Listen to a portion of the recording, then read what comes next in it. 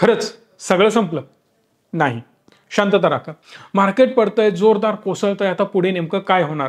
या सगळ्या गोष्टींची चिंता जेवढी तुम्हाला आहे ना, त्याच्या 10 पटीने मला आहे. कारण आज रिचमी सोबत 1.5 लाख क्लायंट जोडला गेलेला आहे. तुमच्या 1.5 लाख लोकांची स्वप्न आम्ही डायरेक्टली किंवा अनडायरेक्टली हँडल करण्याचा प्रयत्न करतो. त्यामुळं 1.5 लाख लोकांची जबाबदारी आज आमच्यावर आहे. म्हणूनच एक जबाबदारीने हा व्हिडिओ बनवतो, जेणेकरून तुम्हाला कळेल नेमकं मार्केटमध्ये काय सुरू आहे, कधी खरंच घाबरण्याची सिच्युएशन असते आणि कधी बिलकुल घाबरण्याची गरज नसते. एक सिंपल लॉजिक मी तुम्हाला सांगतो. हिस्ट्रीमध्ये खूप जास्त जात बसत नाही. सुरुवात करूया कोविडपासूनच. कोविडमध्ये सगळी लोक घरी होती, पण त्यानंतर लोकांनी रिवेंज घ्यायला सुरुवात केली, बदला घ्यायला सुरुवात केली. 6 महिने घरी बसून होतो. नाही मी हॉटेलला जाणारच, नाही मी फिरायला जाणार, खूप कंटाळलोय, अक्षरशः कोंडून घातलेलं होतं मला आता बाहेर पडायचं आहे. रिवेंज बाईंग, रिवेंज ट्रॅव्हलिंग सगळं सुरू झालं आणि यामुळे डिमांड वाढली. जेवढी जास्त डिमांड वाढेल तेवढी जास्त प्राइस वाढते. लॉजिक लक्षात घ्या. आंब्याचा सीझन आता सुरू होतोय. आंबे सुरुवातीला 10,000, 15,000, 20,000 रुपये डझन असतात. नंतर तीच प्राइस हळूहळू कमी होत होत 200, 500, 1000 रुपये डझनवर सुद्धा येते. कदाचित त्याच्यापेक्षाही कमी रेटने आंबे आपल्याला मिळतात शेवटी. बट ही सेम गोष्ट कोविड नंतर पण घडली आणि म्हणूनच महागाई वाढायला लागली. जेवढी डिमांड वाढणार तेवढी महागाई वाढणार. सोबतच गव्हर्नमेंटकडेही पैसा होता. गव्हर्नमेंटनी कॅपेक्स करायला सुरुवात केली. मेजर PSU कंपन्यांमध्ये मेजर इन्व्हेस्टमेंट करत बजेटमध्ये तुफान त्यांना पैसा देत, रेल्वे असेल, PSU कंपनीज असतील, सगळ्यांना बजेट द्यायला सुरुवात केली. प्रत्येक कंपनी रॉकेट होऊ लागली. डबल ट्रिपल झालं त्यांचं व्हॅल्युएशन. पण त्याबरोबरच गव्हर्नमेंट सोबतच लोकांनी पण स्पेंडिंग वाढवलं. प्रायव्हेट कंपन्यांनी कॅपेक्स केले. कॅपिटल एक्सपेंडिचर याला म्हटलं जातं. म्हणजेच पैसा खर्च करणं आणि अजून सुविधा वाढवणं कंपन्यांमध्ये, याला सोप्या भाषेमध्ये कॅपेक्स म्हटलं जातं. आणि हे कॅपेक्स करून मोठ्या प्रमाणात डिमांड जी वाढत चालली त्याला फुलफिल करण्याचा प्रयत्न केला गेला. पण नंतर हळूहळू चित्र बदलत गेली. 3 महत्वाचे पिलर असतात: गव्हर्नमेंट, त्यानंतर हाऊस होल्ड आणि त्यानंतर प्रायव्हेट कॅपेक्स. गव्हर्नमेंटने काय केलं? तुफान पैसा वाटला. म्हणजे गव्हर्नमेंटचं काम केलं.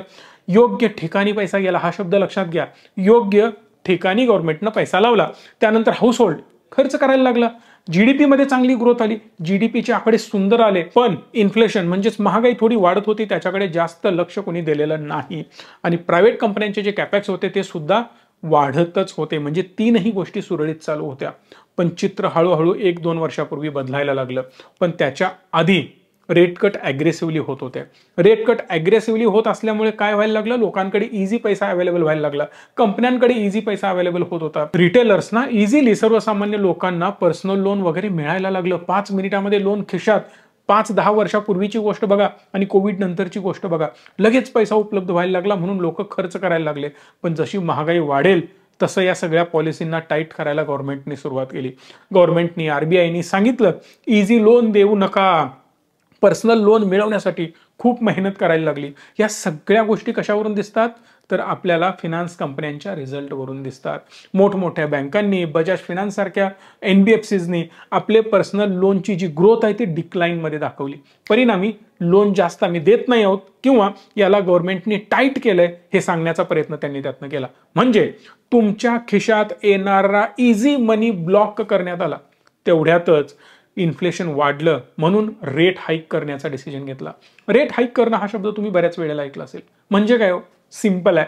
व्याज दर वाढवणं. व्याज दर जेव्हा आपण वाढवतो ना, पैसा महाग वाटायला लागतो आणि परिणामी आपण कर्ज घ्यायला थोडंसं कचवचतो. आपण कर्ज किती घेतो? 1 लाख, 2 लाख, 5 लाख, 10 लाख. पण ज्या कंपन्या हजारो कोटीत कर्ज घेतात ते सुद्धा एक पाऊल मागे येतात की एवढं व्याज माझं एक्स्ट्रा जाईल, डिमांड कमी झाली, लोकांच्या खिशात पैसा नाही, ते खर्च करणार नाहीत, मी कर्ज घेऊन, मी कॅपेक्स करून, मी कंपन्यांना मोठा करून उपयोग काय? म्हणजे काय? मी पण खर्च कमी करणार. परिणामी बजेटमध्ये चित्र वेगळीच दिसली पुढच्या.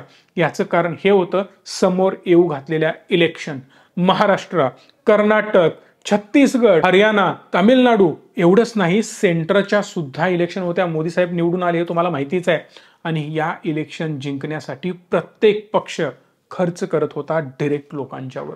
लाडकी बहीण योजना वगैरे वगैरे अनेक योजना सुरू झाल्या.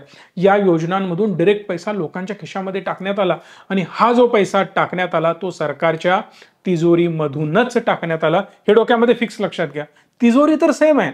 जी तिजोरी आपण मागच्या 2-3 वर्षांमध्ये फक्त चांगल्या कामांसाठी म्हणजेच सरकारी कामांसाठी ज्याचा फायदा आपल्या लोकांना होणार आहे त्यासाठी आपण कॅपेक्स केला होता. मग तो इन्फ्रास्ट्रक्चरवर असेल, बँकिंग सिस्टमवर असेल किंवा वेगवेगळ्या कंपन्यांवर असेल किंवा स्टार्टअपवर असेल किंवा मोठमोठ्या कंपन्यांना सबसिडीज देण्याचा असेल, ईव्हीला बूस्ट करण्यासाठी असेल, ग्रीन एनर्जीला बूस्ट करण्यासाठी असेल. प्रत्येक ठिकाणी पैसा फ्लोट गव्हर्नमेंट करत होतं. त्यामुळे जीडीपी जबरदस्त वाढली.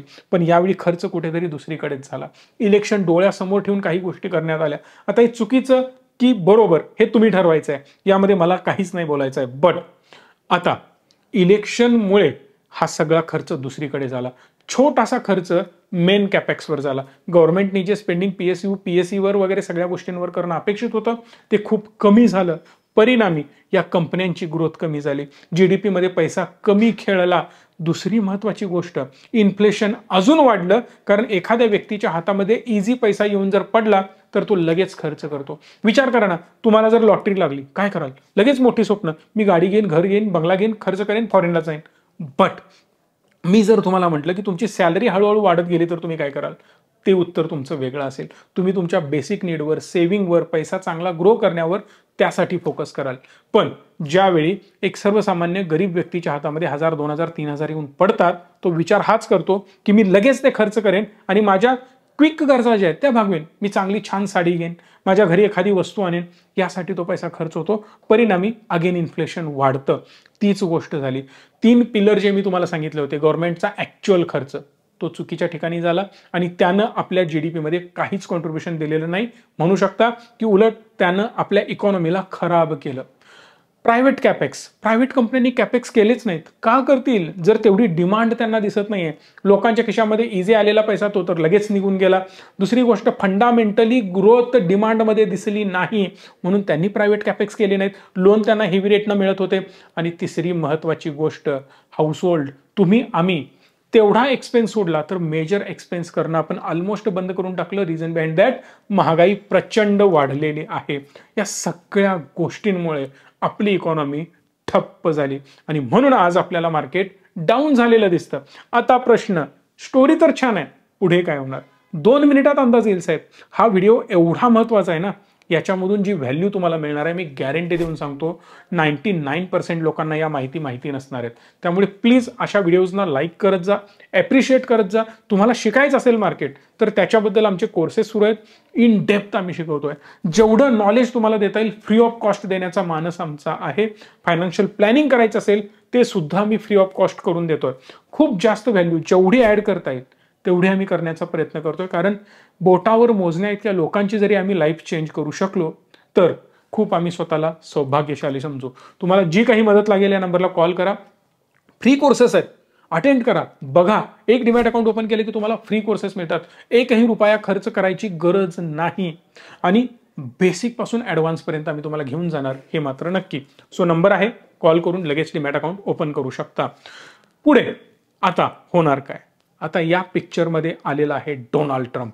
हा सगळ्यात महत्वाचा प्यादा आहे किंवा आपल्या पटावरचा तो राजा आहे आता सध्या तुम्ही म्हणू शकता.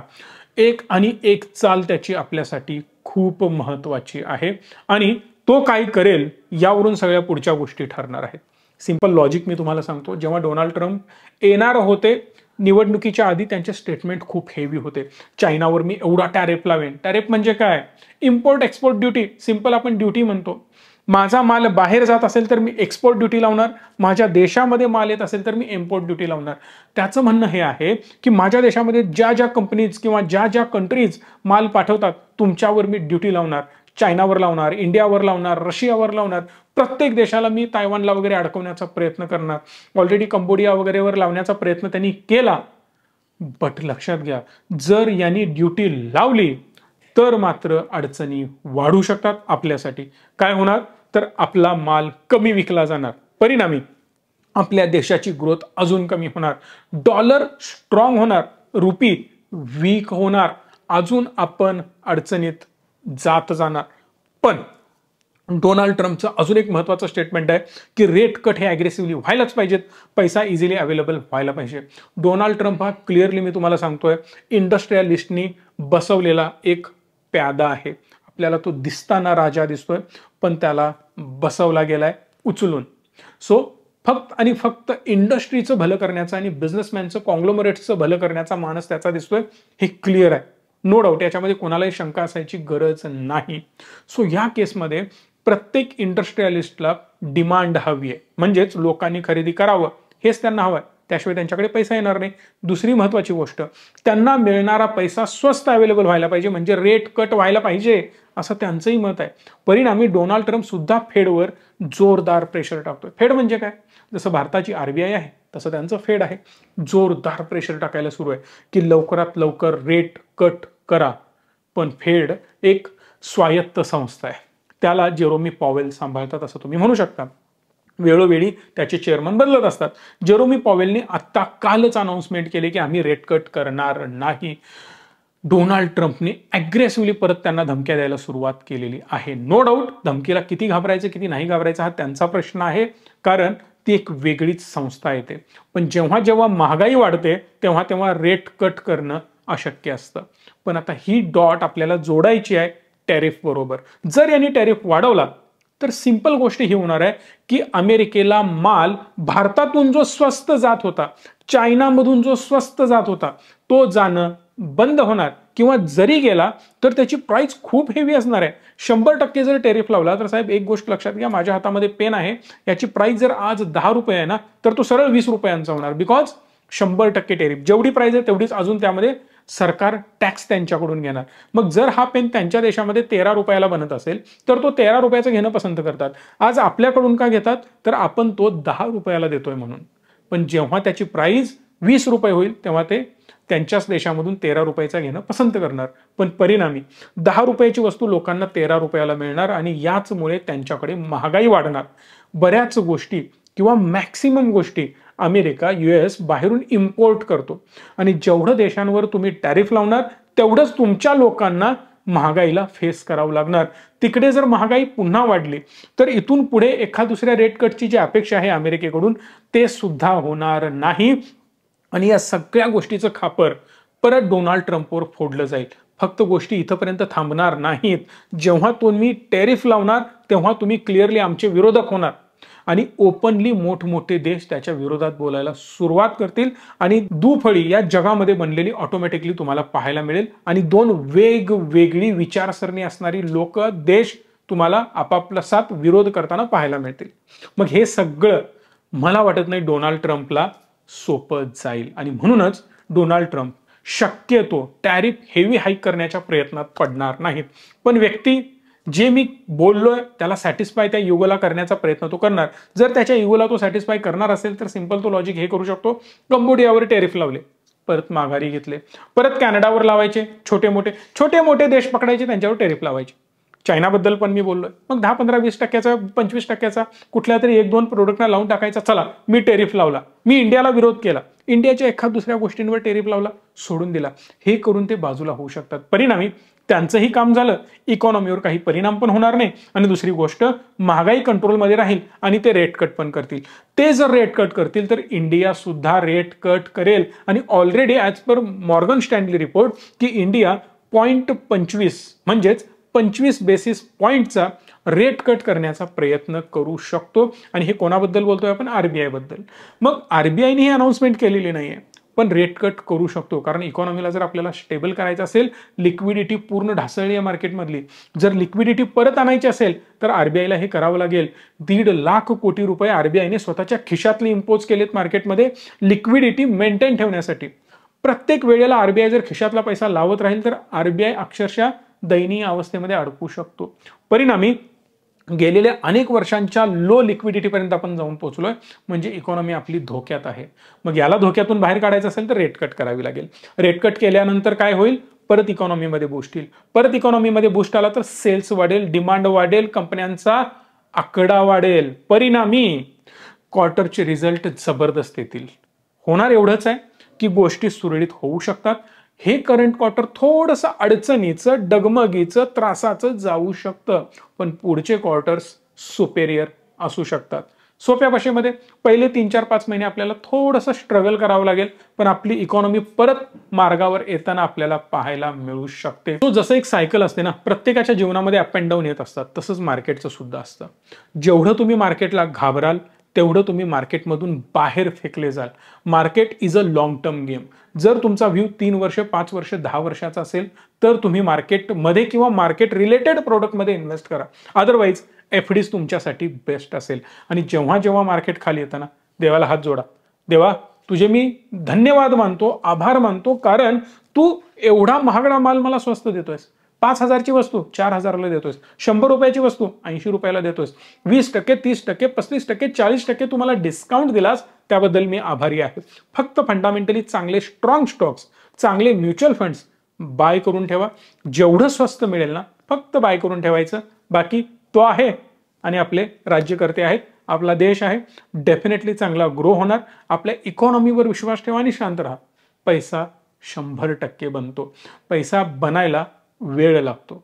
बरेच लोक म्हणतात पैसा बनायला वेळ लागत नाही, पण पैसा मोठा बनायला खरंच वेळ लागतो. आणि त्याला एकच गोष्ट गरजेची आहे, पैसा नाही, पेशन्स. ते जर तुमच्याकडे असतील ना, डेफिनेटली पैसा पण बनेल आणि पेशन्समुळे तुम्ही अजून चांगले स्ट्रॉंग होत जाल. तुम्हाला जी मदत लागेल ती करण्यासाठी आम्ही तयार आहोत. नंबर आहेच, बोर्डलाईन नंबर, तुम्ही कॉल करू शकता, माझ्याशी संपर्कही करू शकता. या व्हिडिओला लाईक करा, मॅक्सिमम लोकांपर्यंत पोहोचवा. कारण जो जो मार्केटला आता घाबरलाय ना, त्याला ऍक्च्युली कळू दे मार्केटमध्ये काय चाललंय. फक्त रेड कॅन्डल बनल्या म्हणून मार्केट पडलं असं साहेब कधीच होत नाही.